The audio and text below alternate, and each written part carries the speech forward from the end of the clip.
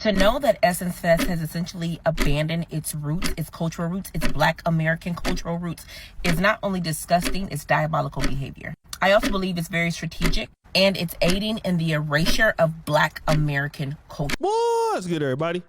It's your boy, O'Shea Duke Jackson, back at it again with another episode of the Celebrity Junk. Recently, there's been a lot of people talking about this whole situation with Essence Festival. And Essence Festival this year was a decline in the turnout.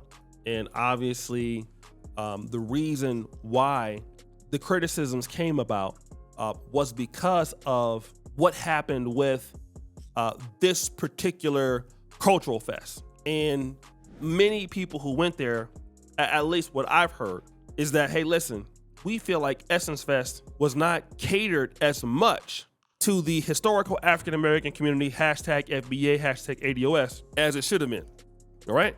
Despite the many other issues that were around, all right? And so now the festival is becoming more African. The festival is becoming more Caribbean.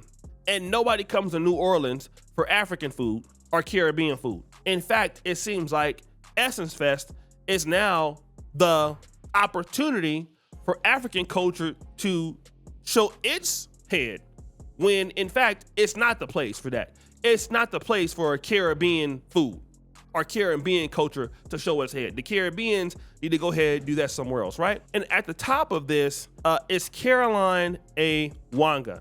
Now, Caroline Wanga is a Kenyan American who worked for many years over at Target as a DEI consultant, all right? And so we already know what DEI hires do, what they used to do. And so she left Target to come to Essence, which is more Black centered. But it appears that, again, people are still talking about this whole situation online. We foundational Black Americans, we do have culture. And we do know where we come from. We come from this country. And this is our culture that we constantly create. Anti-Blackness is global.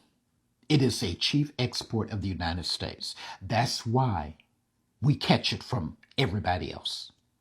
Sadly, even Africans.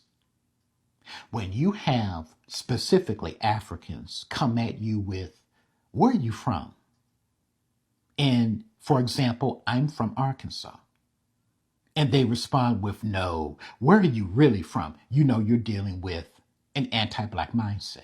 And not only that, there was some back and forth between Tariq Nasheed and then certain Africans, okay? Now let's look at what Tariq Nasheed posted.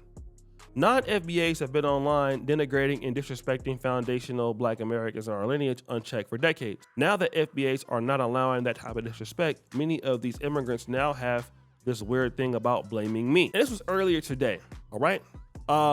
He posted this comment: Tariq Nasheed, ADOS, and FBA will pay for their crimes for indoctrinating this many Black people to be xenophobic towards the entire African diaspora. We cannot heal and move forward as Black people if we're being xenophobic towards the African diaspora globally.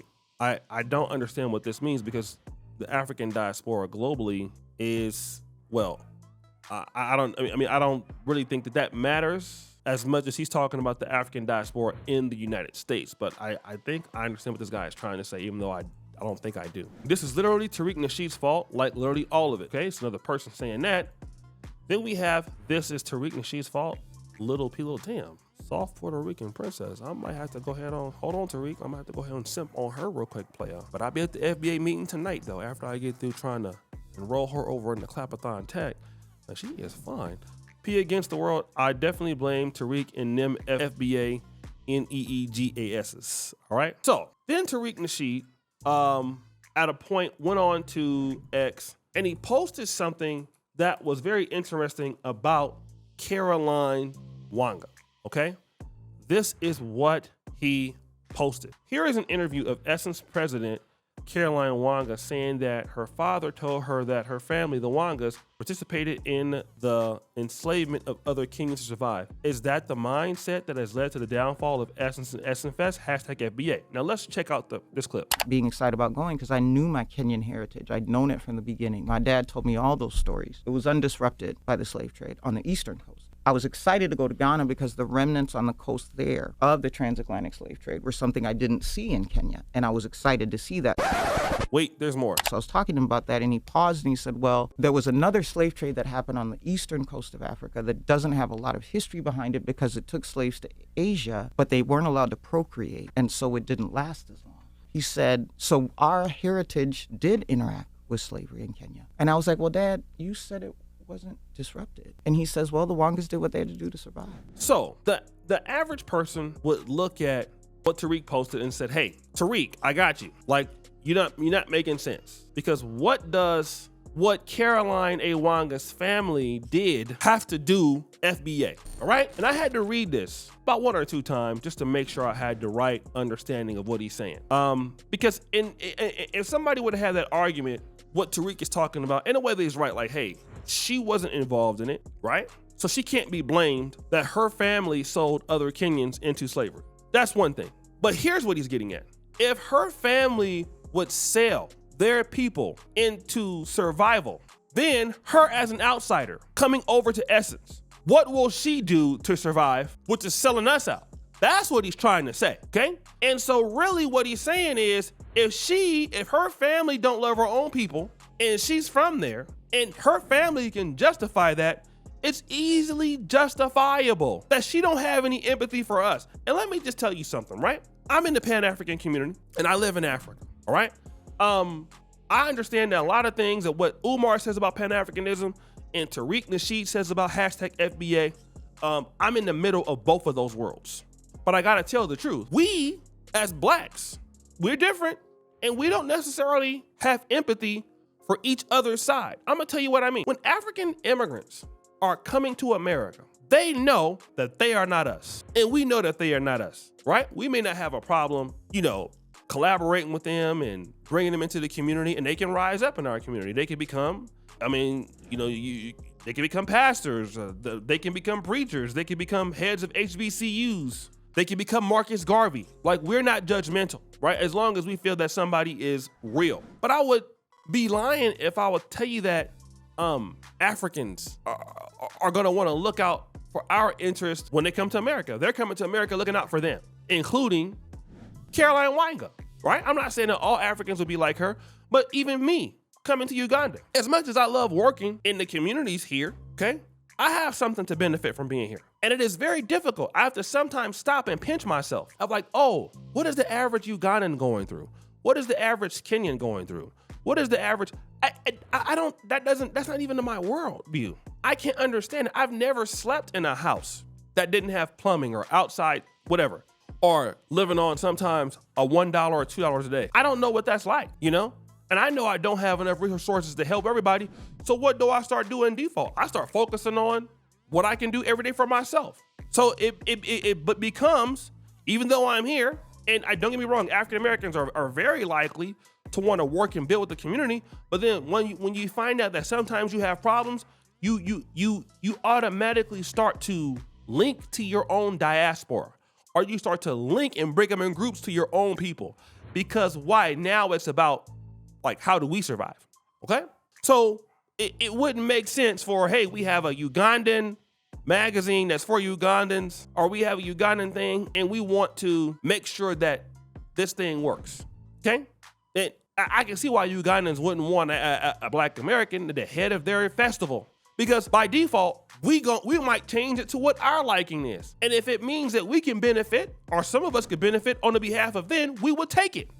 Look at, for example, you have people in Ghana, the Black Americans, right, that are getting citizenship in Ghana. Now, don't get me wrong, we were taken from the slave trade, but we've not been in Ghana for 400 years. Now, some of these people are coming back and getting land, right?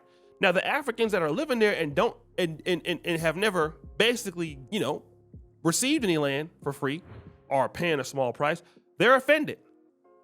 Now they're gonna blame them Black Americans like, y'all using us to survive. That's what he's getting at, because you're not working with the Kenyan American community, which is deep there in the States, you're not working with their festival, you're working in our community. And then you're trying to change our community for yourself. Again, I come back and I tell the community this. This is capitalism, right? And you can argue all day. We can argue all day about how much Tariq Nasheed is right, or how much a lot of people are right. But if you don't own what you do, it becomes very difficult for your voice to be heard because you're still not a decision maker in the voice. The only thing you can do is not go next year, all right? Then if you don't go next year, then that means somebody else has to pick up the financial risk and create it from scratch. And running businesses is not easy. It's a lot of work to run Essence Fest. It's a lot of work to get vendors out there. It's a lot of work to build trust in cities. It's a lot of work and a lot of money to do these things. So as much as we're saying that we don't like these things, it comes back to, okay, the next man is up, and then how do we keep it in the community? But all of these things are transpiring and all these conversations are happening. And I just saw this article that Essence Fest, they are acknowledging that they're hearing these concerns, okay? Essence Fest Executive Vice Chairman speaks on issues. We're listening to everything. This was just in NOLA.com, all right? And this is Essence Fest Executive Vice Chairman Richelieu Dennis, which I believe he's on the board as this, but he's actually the owner. And he's saying, I'm listening to everything, all right? He understands what the concerns are. So guys, what do you think? It's your boy, Shirley Jackson, back at it again. Another episode of The Celebrity Junk. I appreciate you for all that you do. Subscribe to the bell. We're out.